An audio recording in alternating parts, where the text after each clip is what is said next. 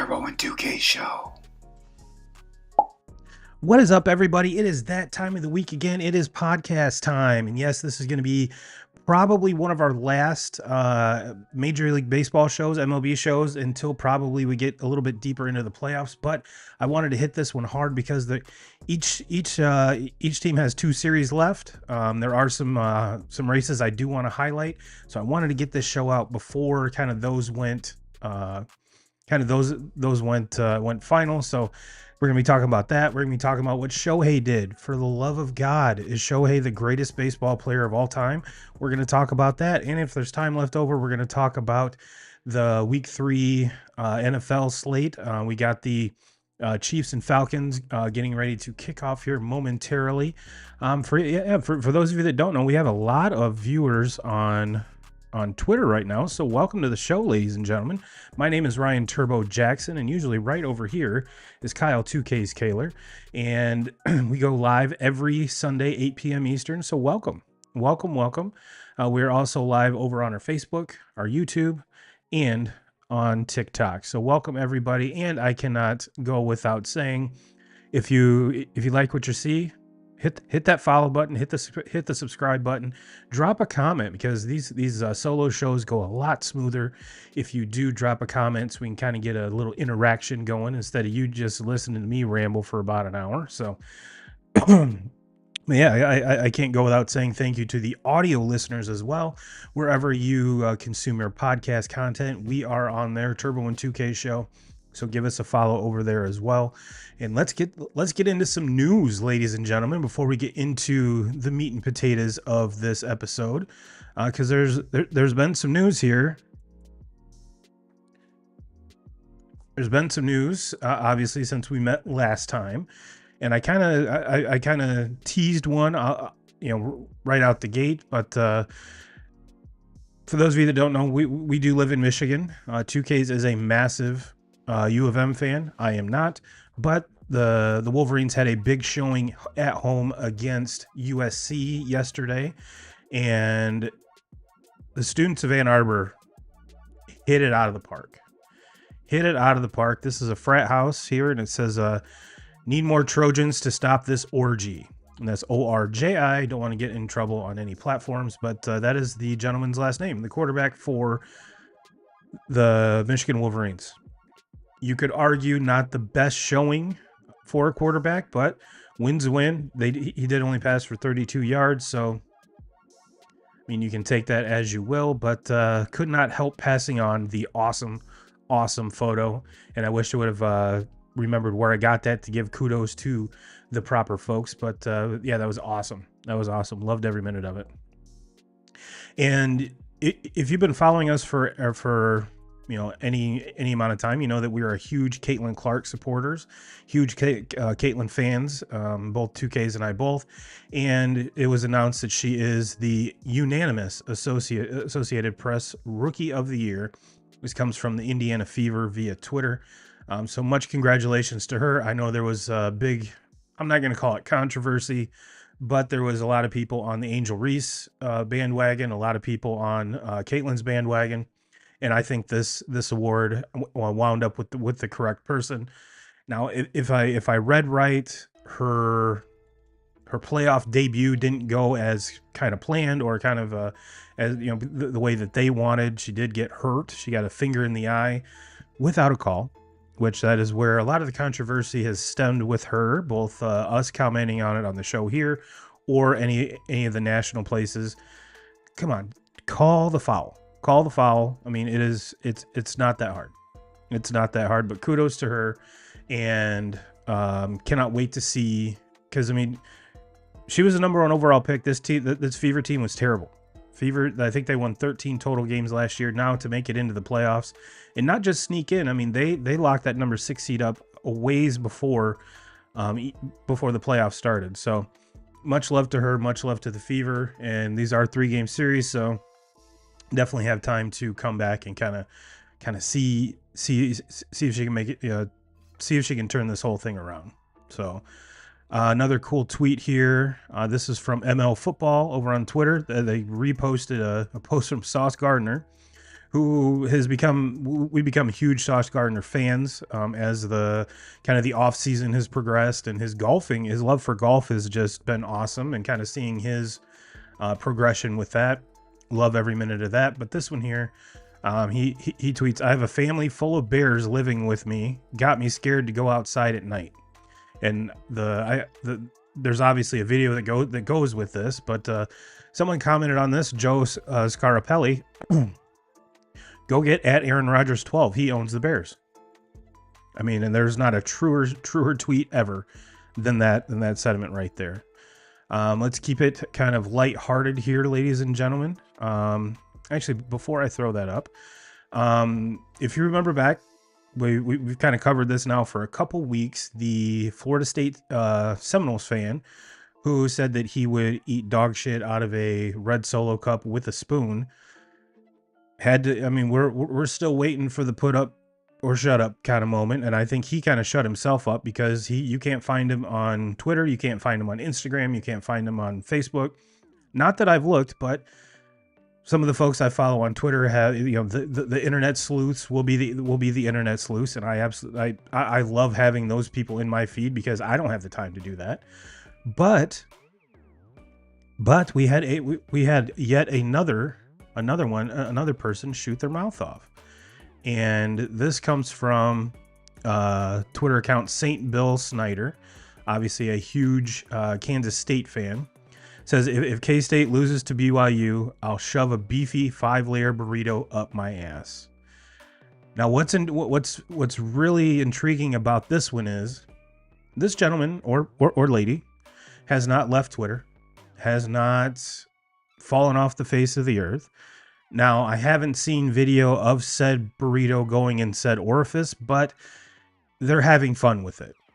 And by all means, go. I'll throw this up here because you really should go check out this account at St. Bill Snyder on Twitter because he is having a blast with this. They're talking about Taco Bell and NIL money. They're talking about how the 5th layer is the layer that's going to get you. They've even had people ask if he's going frozen or just. It's quite the entertaining read, so go ahead and go over and check that out. And that Kansas State BYU game was not even a game. Was not even a game. I mean, it's to the point now. Excuse me. It is to the point it wasn't a game. He might want to voluntarily include some cinnamon twists in this deal just to make it fair, because this wasn't a game from start to finish. I mean, it was horrible. It was absolutely horrible. Well, that's kind of the off the wall stuff here. Let's get into some baseball news because, like I said, this is a baseball show this week. And with all of the talk of Shohei and how does his season stack up against Aaron Judge, because these two are the likely MVP favorites. Even though last week I told you why they should vote for Bobby Witt Jr. and I stand by that, even though.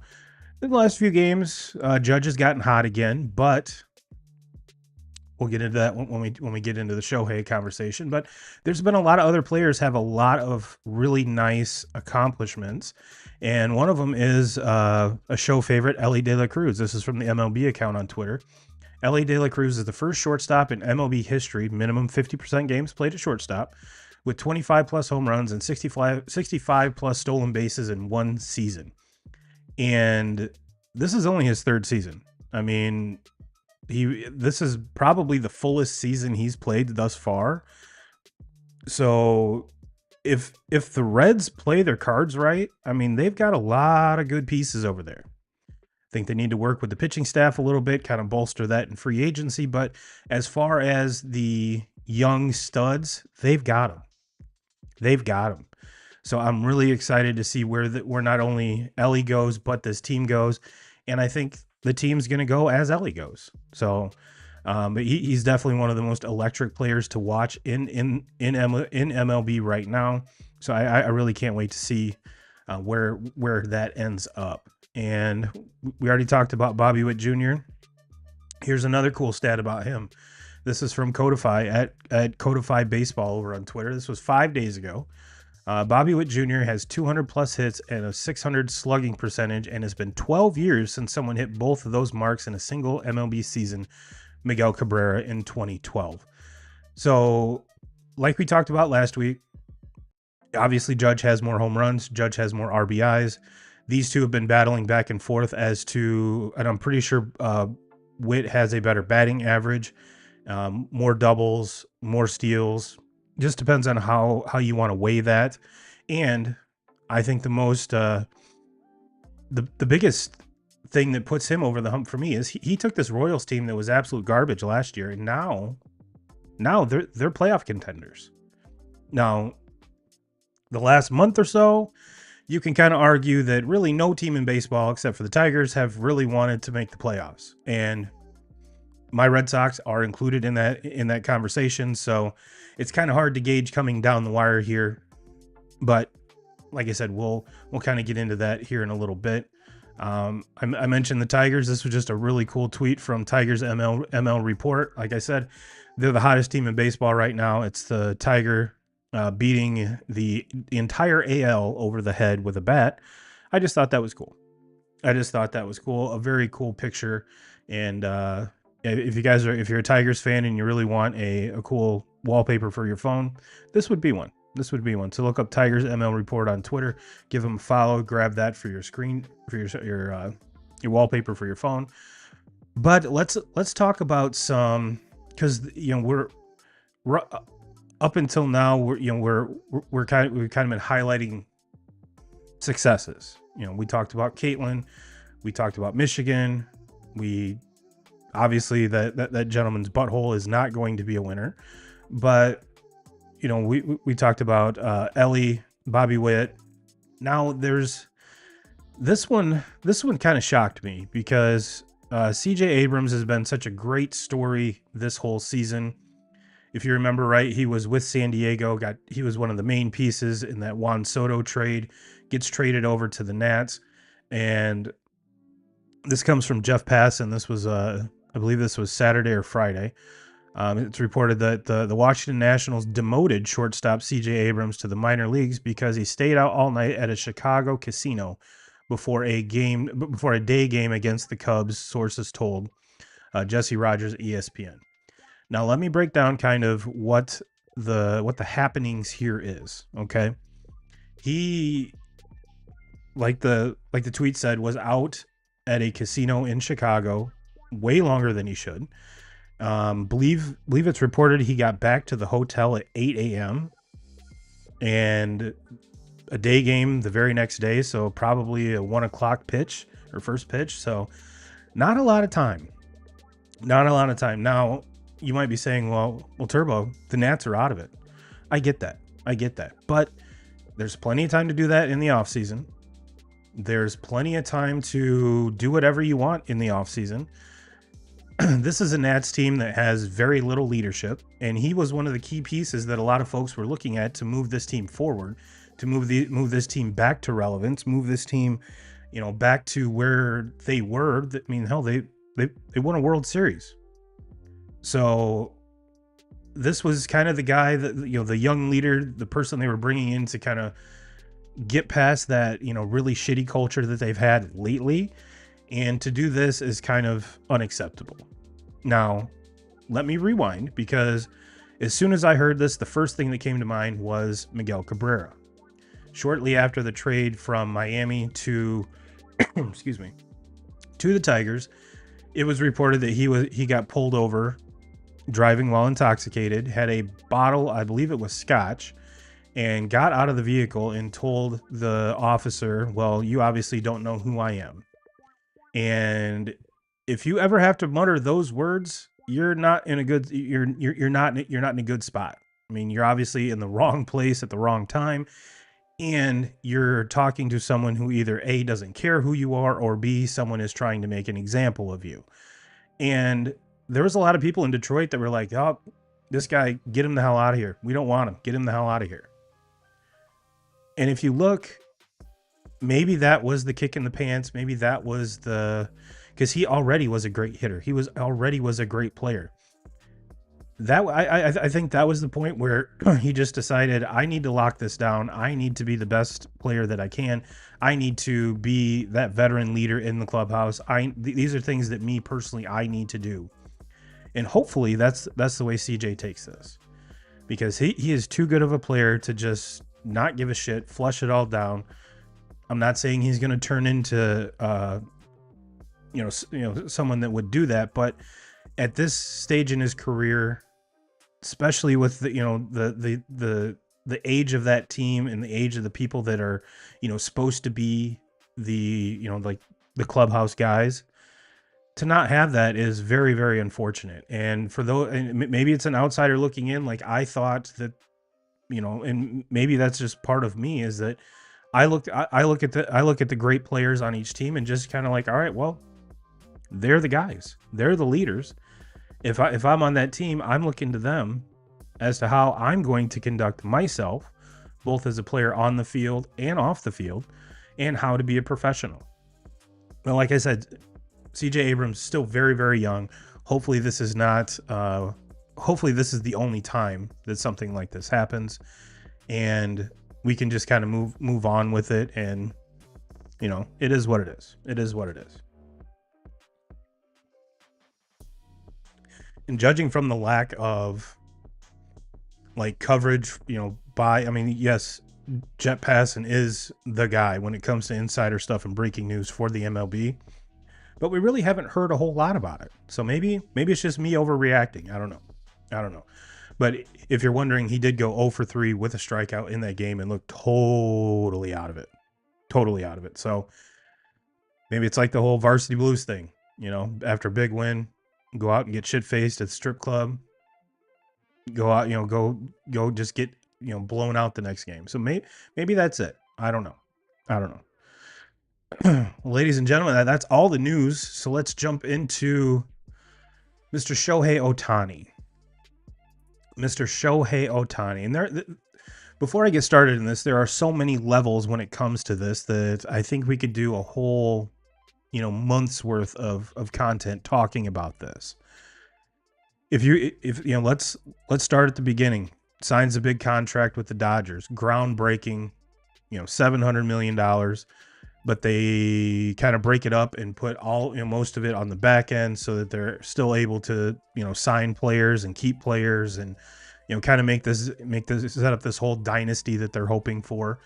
And then we get the whole translator thing, gambling. Is Shohei actually doing it and kind of putting it through to Ippei, or is he acting alone, kind of rogue? He's the one, he's the interpreter. He's the one that talks to all these different people. He has his hands in everything and can have his hands in everything. So, and I'm pretty sure that a lot of that is gone by the wayside, and the Falcons drive down on the Chiefs. Drake London touchdown pass from Kirk Cousins. So early strike by the Falcons. So see how the Chiefs react on that one. But with all that distraction, whether it's the hype around his contract, obviously can't pitch this year because he's rehabbing Tommy John. So he's just going to be a hitter. Now we saw Bryce Harper do that, so we know it was possible. And Bryce actually put up a really, really good year. I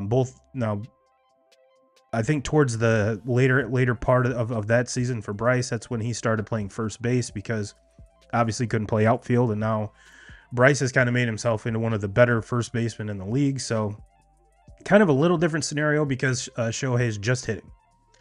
And now we've seen videos of him on the mound. There's rumors that he would be able to pitch in the playoffs if they made a deep run. I'm not buying that, especially if you're the Dodgers. You shouldn't be relying on that either. Just because you have this investment in this player for this long, if it takes till next year to get him on the bump, so be it.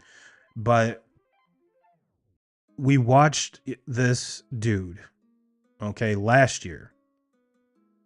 We've seen him be a perennial 40 home run hitter, a perennial base stealer, a perennial top 10 starting pitcher. So now that he can't pitch, he's like, all right, fuck it. I'm just going to be the best hitter on the planet. Now, if you're just looking at average, which growing up, that's kind of the stat we used. But now with advanced metrics, no one really gives a shit about batting average anymore. But he seems to do it and make these accomplishments so much bigger than what they really are. And hold on, I'm not saying that as a derogatory statement. I'm saying that he is the ultimate showman when he does this. 40-40, hits, steals a base, hits a home run, the same game. So we fast forward to the first, I believe it was the first game in this Marlins series. And I just had a hunch. I was like, all right, I'm going to check where Shohei is on this whole 50-50 watch. Because once he hit 40-40, everyone's like, not if he hits 50-50, but when. So look on FanDuel, see that look on ESPN, see he's 2 homers shy and 1 stolen base away. So I just had a feeling. I'm like, he's going to do this tonight. And turns out it was a day game. It was in Miami, so I'm glad I put my bet in when I did. But I bet I had him down for 1 stolen base and 2 home runs, and I have never in my life hit a plus 8,000 parlay before, but it did, and man, it felt good because I might actually still be down from baseball season. I was that bad, so just had a hunch, and sure as shit. Not only does he get 50-50 in that game, he goes on to go 6 for 6, 3 home runs, 10 RBIs, and 2 stolen bases. That's where I say this dude does it as a showman more than anyone else in history. And we still have a week and a half, 2 weeks of baseball. I mean, there's 2 series left. So we're going to get to the most up-to-date stats here in a little bit, but I did want to bring up some Shohei tweets here that kind of further my point. Yeah, this is from Noah Kamaras over on Twitter. Shohei Ohtani's stats over his last 10 at-bats. So this goes back to the 6 for 6 game. He's 9 for 10, 4 home runs, 2 doubles, 12 runs batted in, 6 runs scored, 3 stolen bases, a 3.2 OPS. A 3.2 OPS. Usually a 1200 or a 1.2 OPS is you're on a whole different level. And he finishes the tweet, says, you don't even do this in a video game. So it's like he sensed that the season was coming to an end, and this is something he wanted to do vehemently. So he said, okay, hold my beer, watch this, and we're just going to drop dick and make it happen. I got a couple more here. This is from Nugget Chef J. Hay Kid over from Baseball is Dead. Shohei Ohtani last night talking about the game that he went 6 for 6. Shohei Ohtani last night, 0.7 FWAR. The entire Chicago White Sox offense over the last 2 seasons combined, negative 2.6 FWAR. So let that sink in. One guy has an FWAR better than an entire team's offense for the last 2 years, and by a vast margin. I understand it's a one game clip, but just to show you how good that one game was. And as the previous tweet says, his last 10 at bats, he's 9 for 10. So just kind of a little bit more icing on the cake here.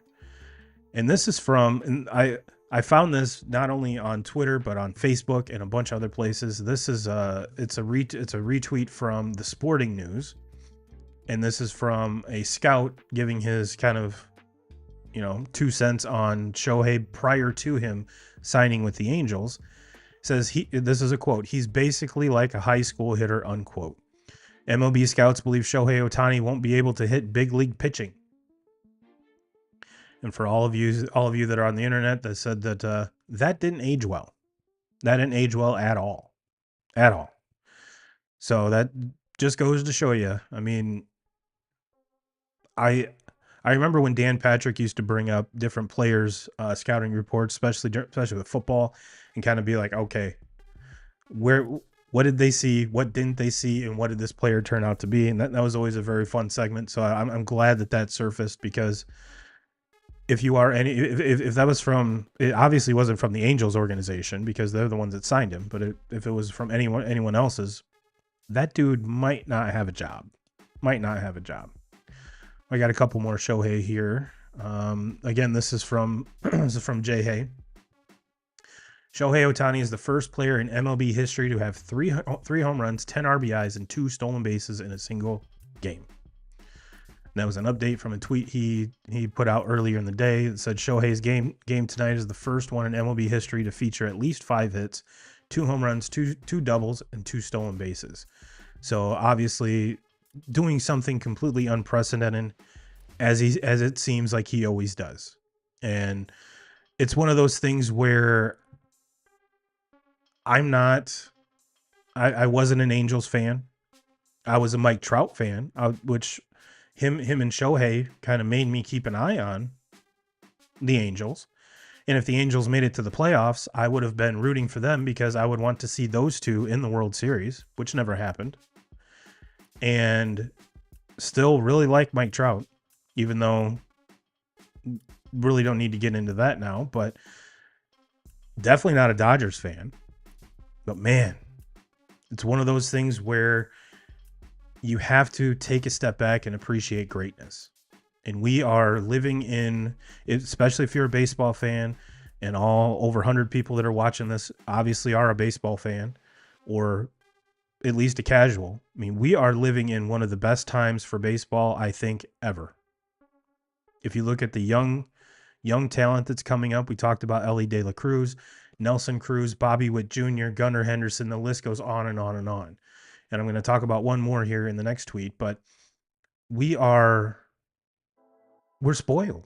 We really are. And growing up, it seemed like there was like 1 or maybe 3 or 4 of these guys. And if your team had one, man, Ken Griffey Jr. for the Mariners. And then once A-Rod got there, the big unit got there, you're like, man, this team's going to go. This is awesome. This is awesome. And living here in Michigan, was always a Red Sox fan, but the Red Sox were terrible back then. And my favorite player obviously was Ken Griffey Jr., so that's who I kind of gravitated towards. Went to see the Tigers play only when the Mariners came into town. Just so I could see Griffey and the crew.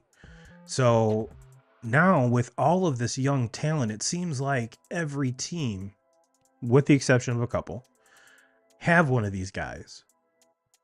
And I think it's only going to keep getting better and better. We're seeing younger players make impacts at a younger age. That's something that was unprecedented years ago. We haven't even talked about Paul Skeens. I wanted to put up a graphic of Paul Skeens, but the damn font was too small. His rookie season was a record-setting rookie season, which is awesome. If you take all these things and put them together, we are living in the best time to be a baseball fan ever. Some fans might not think so. Let's take a look at this one here. This is from Dan Clark over at Dan Clark Sports over on Twitter. The most insecure fan base in MLB is that of the New York Yankees. My goodness, they're so fucking soft. Ohtani creates history and suddenly they're defending Aaron Judge's season. Truly bizarre. Neanderthals, all of them. Now, I do not, I don't agree with all of that statement. I don't believe that all Yankee fans are Neanderthals, but as soon as he hit 50-50, there was already people coming out of the woodwork and saying, well, that's fine. You can have your 50-50 season, but it's still not better than what Aaron Judge is doing. Okay. Aaron Judge plays the field. All Ohtani does is hit. If Judge only hit, he'd never get hurt. He would have the most home runs in MLB history by now. I'm exaggerating, but you kind of get the point. Aaron Judge has never stolen 50 bases in a year. You could argue that Shohei's never hit 60 home runs in a year. But it's one of those things, you don't have to hate someone to appreciate greatness. I hate the Yankees. Watching Judge hit is magical. His swing is absolutely sweet. So fluid. Does it pain me that they have a better record than the Red Sox? Absolutely. But as far as taking a step back, being a baseball fan and being like, yeah, Judge is good. Soto's really good too. But you know what? Ohtani can be a different level of good, and they all three have very productive seasons. Can we kind of keep that in mind? Can we keep that in mind? Now, one thing that I did want to touch on here, because this is something that I honestly was thinking about, and all of a sudden, the Twitter, I believe this was Facebook. Shout out to my buddy Jerome over on Facebook. He's the one who shared this, and bring this up here. This is from Smash Mouth Baseball over on Facebook. Someone tell me why Ohtani's season is better than Acuna's in 23. Answer is it's not. Now, if you remember back to last year, Acuna was the first 70-40, 7 steals, 40 home run, led to an MVP. And if you look at the stats here, Ronald Acuna Jr. in 2023, 337 batting average, 1.012 OPS, 41 home runs, 73 stolen bases. Shohei Ohtani, 2024, 294 batting average, 1.013 OPS, 52 home runs, 52 stolen bases. So it's kind of hard to judge. I mean, if you just look at the numbers, Acuna had a better batting average. OPS is almost exactly the same. He has, now, granted, like I said, there's still 2 series to go. And there's not a chance in hell that Shohei's going to, steal 21 bags in 6 games. But I just put it out in the ether, and he might be listening to this, and he'd be like, you know what, Turbo? Watch this. I got something for you. But it's just something to think about. It's a totally different season. And one stat that's not on here that I would really like to know is RBIs and wins above replacement. Because if you go down the wins above replacement route, you're going to see that I believe Ohtani is like 5th or 6th in WAR, and Bobby Witt Jr. and Aaron Judge are going head to head, overtaking each other from, game to game as to who is the leader in the clubhouse there. And both these guys are over 10 wins above replacement, which is insane. So, like I said, both of these seasons are special. Ohtani seems to have more kind of feel to it. I think because the way he did it, the way he's doing it. I'm not saying that it's more important than Ronnie's season, but what I'm saying is that with the flair in which he does it, which is weird to say, because Acuna is one of the most flair, outgoing, look at me play in a good way. He's got the pizzazz, if you will. And where Ohtani lets his play do the talking instead of, having the flashy armbands and the flashy shoes and, the shoes that he hit went 50-50 wearing, had a picture of his dog painted on the side of it. So take that for what you will. But no, this is something that definitely needs to be talked about, and I want to see where it ends up. And I'll wrap up this segment with this. It's been said, I haven't done the research, but Ohtani's season up to now is like the 11th best season that Barry Bonds ever had. Now, take the PED stuff, throw it out the window. What I'm talking about is numbers. And I think we kind of forget really, really fast how good Barry Bonds was, how good of a hitter he was. And remember, he played in the National League, so he still had to play the field, even through all of this. So am I ready to say that Shohei Ohtani is the best baseball player we've ever seen? I'm not ready to say that yet. But is it fun as hell to watch? Absolutely. Does he put up numbers we've never seen before? Obviously, yes. Now, I'm curious to see I'm curious now, he's had this hitting success, which he always had, but not to this level. And I would really like to see next season, if it does start out slow, it does start out shaky, on the mound or even in the batter's box that the Dodgers are like, ooh. What's different this year than last year? Oh, that's right. He's pitching this year, but we want that guy. We want what he did in 2024. Do they have that conversation? They're like, hey, dude, you got to pick one. Which I think in the life of that contract, the Dodgers have already planned to make that conversation. But this early, year 2 of the deal, and you might be saying, well, if he never pitches again, is he worth that money? Absolutely. Absolutely. There's not a player in the NBA or in MLB right now that garners more attention worldwide. A whole other country, and China, Japan, that whole area, he is it over there. He is it. And when you watch Dodger games now, and even when you watched excuse me even when you watch Angels games, you saw the amount of Japanese ads, Japanese signs in the ballpark. That's what, when it comes to a contract, that's what makes Shohei extremely, extremely in demand. Because you're not just doing it over here in the United States. And now you might be saying, well, with MLB Network, with ESPN, with a lot of these deals, they're broadcast worldwide. I get that.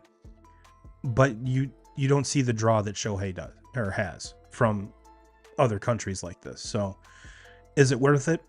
I think overall, in the end, we're all going to say he was actually underpaid, especially 1, 2, 3 rings. I mean, I know the pitching right now is not where it needs to be, but man, that 1, 2, 3 punch that the top of that order has, man, that right there is going to win him some games in the playoffs. So I know we've kind of been wordy at this as to do I think he's the greatest player ever? No, not yet. Is he the greatest player in today's game? Yes, it is. Yes, it is. Now, I did want to, let me see here. I did want to take a peek at this because in the Judge Ohtani comparison here, Judge has 55 home runs, Shohei has 53. That gap closed so quick. And it's because Judge couldn't keep the pace up that he had, which understandably so. But everyone's like, well, he did it before. He could do it again. Sure. But is it likely? No. Is he still putting together one hell of a season? Absolutely. He's third in the American League. No, third in baseball, sorry, with a .323 batting average. Hitting, like I said, he has 55 home runs, 138 RBIs to Shohei's 123 right now. So Judge does have a seat at that table. Judge does have the right to be in the conversation as far as best player going right now. But like I said, overall player in the American League, give me Bobby Witt Jr. Now you might be saying, well, Turbo, you're talking out both sides of your mouth because you're yes, Judge does play center field. He excuse me. Witt has a higher batting average than him. Isn't even close on home runs, and it isn't even close to RBIs. So what it to me right now, it's just my opinion on it. And if I'm starting a team right now, I'm taking Bobby Witt Jr. over Aaron Judge. Is it right? I don't know.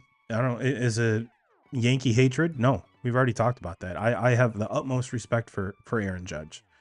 But what Bobby Witt Jr. is doing is special as well. And I just like his bit of special better than Judge. And I would honestly take Bobby Witt Jr. over Ohtani right now. Just because now we look ahead to next year. Shohei pitches, has a very similar season to what he has this year, or even last year. and has the pitching stats to kind of back that up, then we have to have a whole other conversation. So I hope that happens. I hope we were able to kind of hash that one out, if you will. And because I have a very good feeling it's going to be a very fun conversation to be had. Well, let's talk some playoffs here, 2K crew. Let's talk some playoffs, and there's not a lot of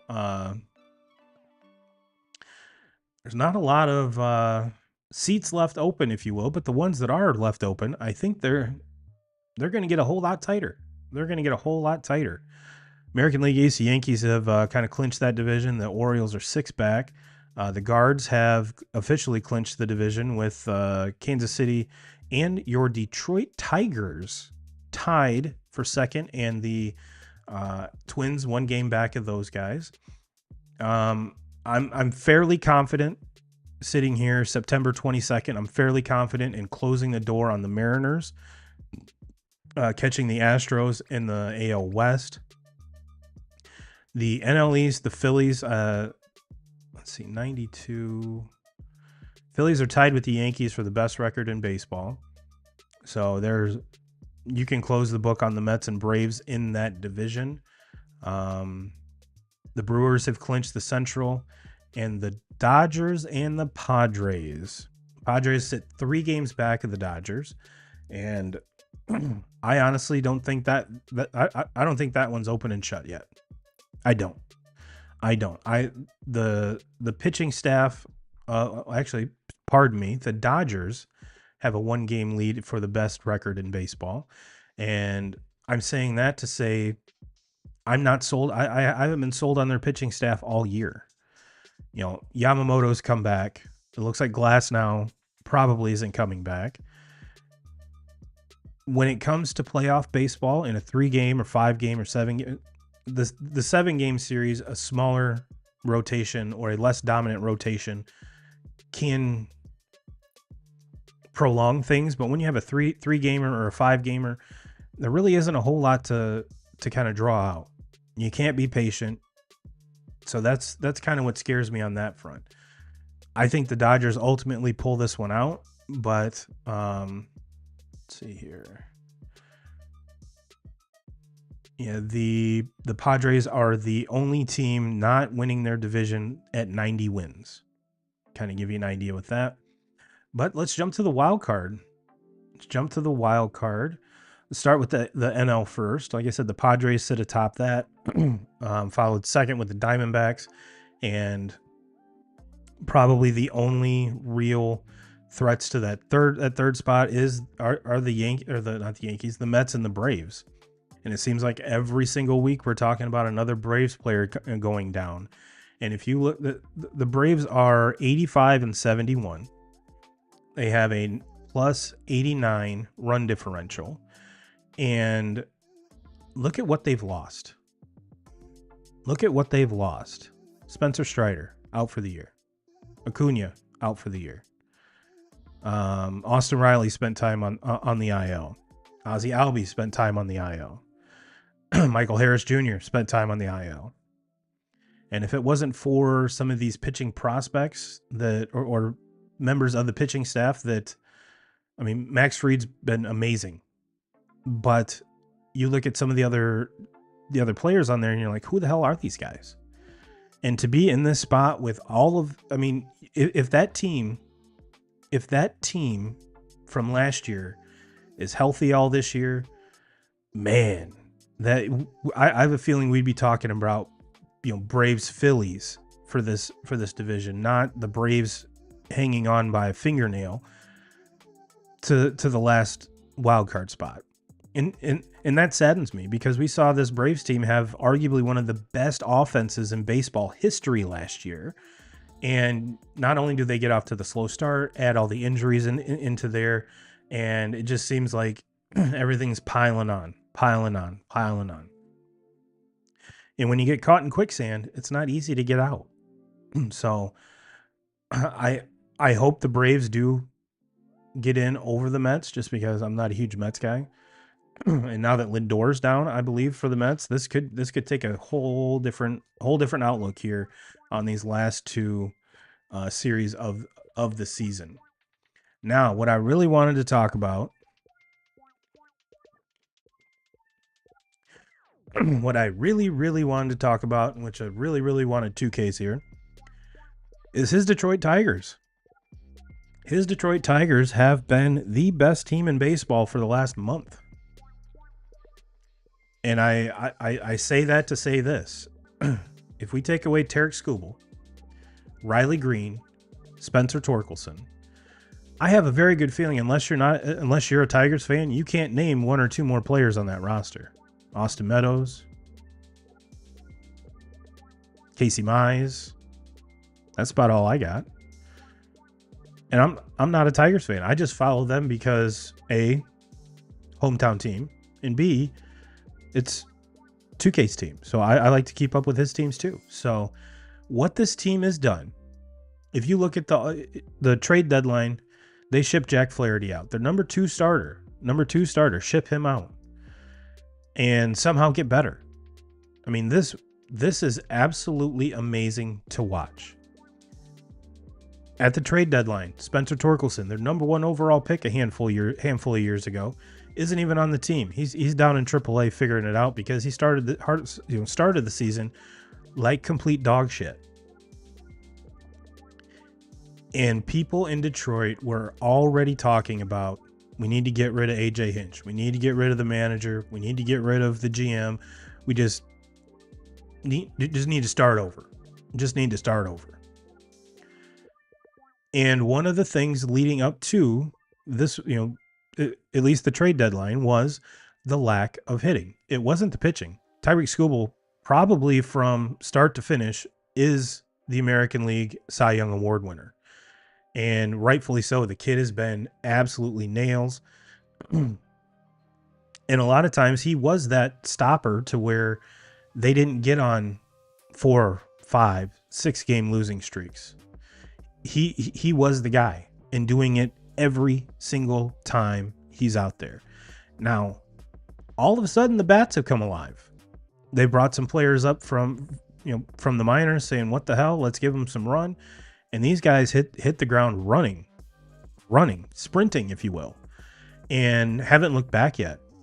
So I think the Tigers are ahead of schedule where a lot of even the Tigers management thought they were. But man, this is a fun team to watch. This is an extremely fun team to watch. I think I've watched more Tigers games this year, and I have in the past 3 or 4 combined, and I love every minute of it. When they hired AJ Hinch, there was so much kind of disconnection. They're like, well, he was cheating. He allowed cheating. He did this, So who cares? Who cares? He took a team in Houston that was extremely young, hadn't done anything. One of the worst teams in Major League Baseball in the history of baseball, not the worst. Which, even as bad as the White Sox are, they're still not going to go down as being the worst baseball team in MLB history, sadly enough. But he was able to right that ship. Take these young, unproven guys, surround them with some veteran experience, and they were able to blossom. They're able to bloom, and the Astros have been to the last 7 ALCSs, for Christ's sake. Now, am I saying that next year or this year is going to start that run for the Tigers? I can't confidently say that. But what I will say is this. If this Tigers team makes the playoffs, which I will bet any amount of money that they will. Any team that they would face in that first round, I would not want to face them. Nope.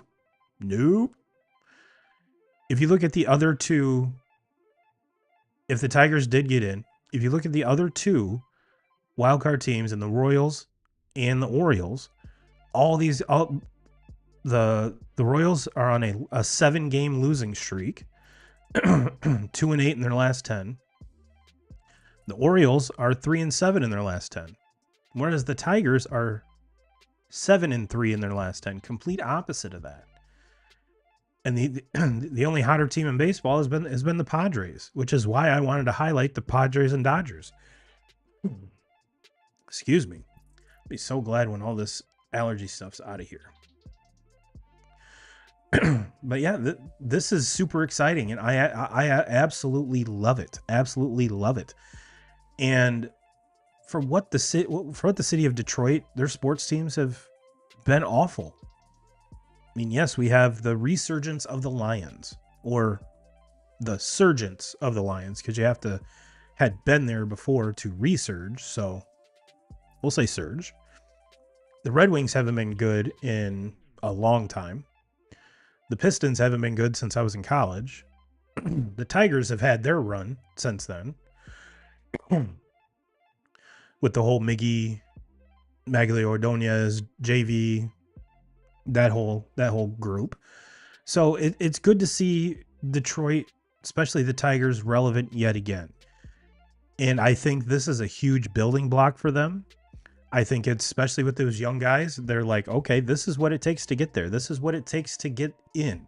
Now, what do we do when we get there? What do we do when we get there? And I think you just plug and play. You have a manager in place there that's done it, that's been to the top, that knows how to win postseason games. So I'm super excited to see these guys get in a big way. And I just wanted to highlight the remaining schedules of these three teams, being the Tigers, Royals, and Twins, and kind of give you an idea of what to look for. The Tigers welcome in the Rays for starting on Tuesday, Wednesday, Thursday, and they finish up at home against the White Sox, which I have a feeling by that time the White Sox have already given up, so why would they show up for the last 3 games of the year? No one Detroit Tigers luck, that's the way it's going to go. They're going to get swept by the White Sox. I don't think that's going to happen. I pray that doesn't happen, because this team's played too good for too long to not make it. Now, you could argue, well, Tigers fans just need to start off better. You started off like shit. Dug yourself a hole. True. But the switch is flipped, and I really don't think that it's going to be flipped back. I think this team, the Rays are kind of an unknown, but they're third behind the Orioles and the Yankees for a reason. And I honestly think Detroit wins out, maybe drops one of these last 6 games, and ultimately makes it in. Let's take a peek at the Royals. The Royals start off on Tuesday against the Nats at Washington. And then they finish up with a 3-gamer against the Braves, which could be a very, very interesting series for both teams involved. The Braves could, it might be the Braves need all 3 of these to overtake the Mets for their last spot. And let's see here. Back. The Braves are 6-4 in their last 10. So definitely playing with a little bit more mojo than the Royals. So kind of interesting to see how that plays out. The Twins.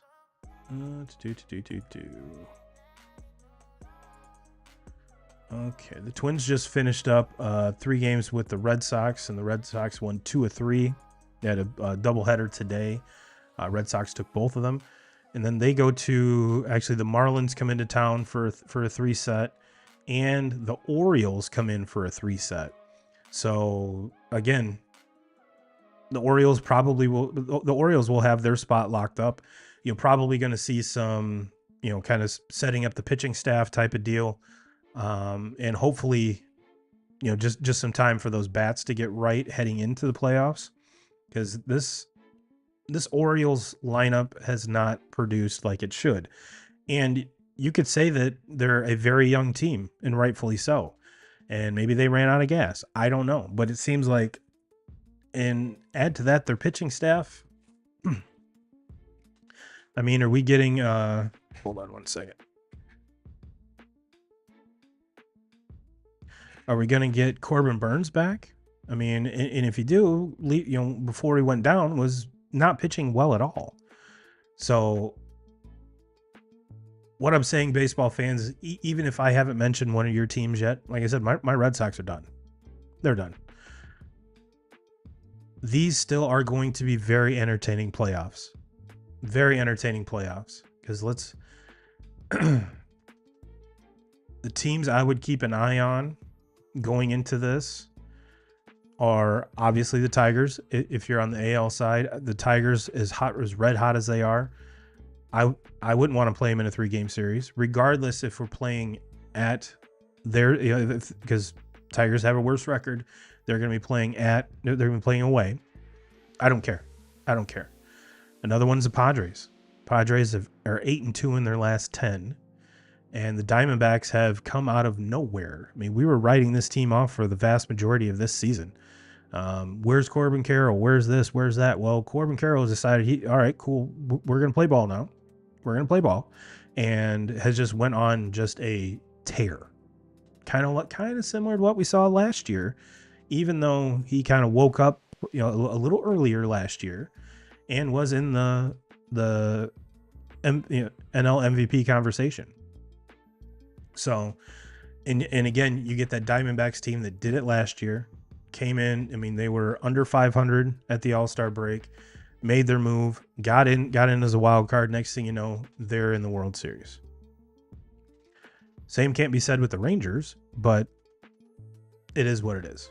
It is what it is. So, moral of the story when it comes to the playoffs is there's going to be some excitement. There's going to be some great matchups. My only hope is that what we got last year, I'm not saying was a bad World Series. It wasn't the World Series that most everyone wanted, unless you're a Rangers or Diamondbacks fan. But we saw a lot of the number one teams scuffle out the gate and lose that first series because they got buys.